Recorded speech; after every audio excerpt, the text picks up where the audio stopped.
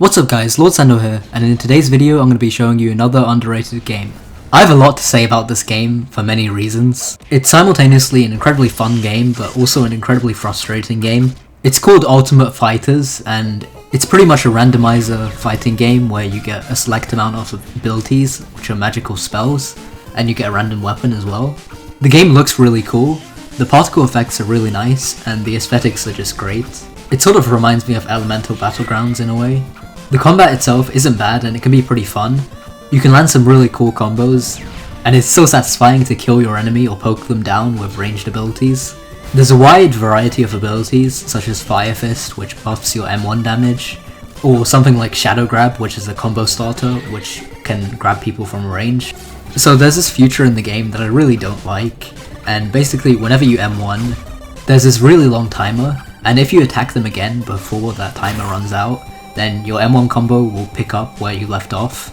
So this will mean that sometimes you can only just get one hit off them, because you don't remember when you last ended your M1 combo. This can feel incredibly frustrating, and there are some obvious workarounds to it.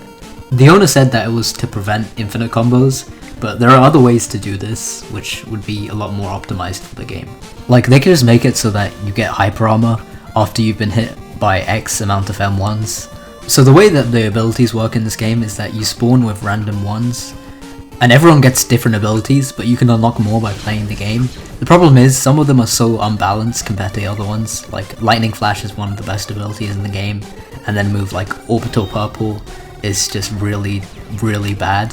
The problem is that as a new player, you don't get a choice of which ones you want to use. So if you get really bad abilities, then you're not going to be able to kill anyone, and the only way that you can get gems, which allows you to get new abilities, is by killing people.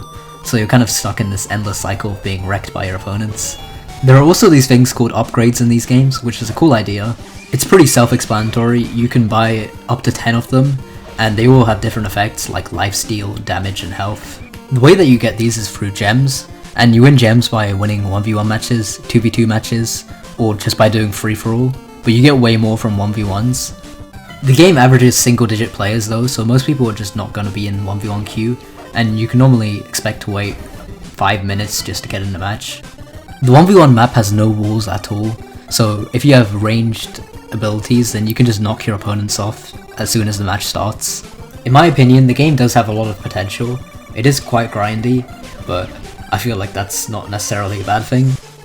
The combat is incredibly fun, and the abilities are nice to use, but there are obviously some balancing problems right now, and I assume that the developers are going to work on that in the future.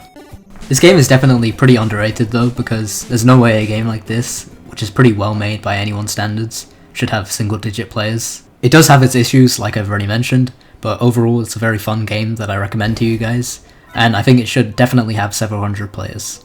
I'll leave the link to the game in the pinned comment and in the description. I hope you guys go and check it out and enjoy yourselves. I hope you guys are all having a wonderful Thanksgiving, and if you have any underrated games that you want me to cover, then let me know in the comments. Thank you guys for watching, and I will see you in the next video. Peace out.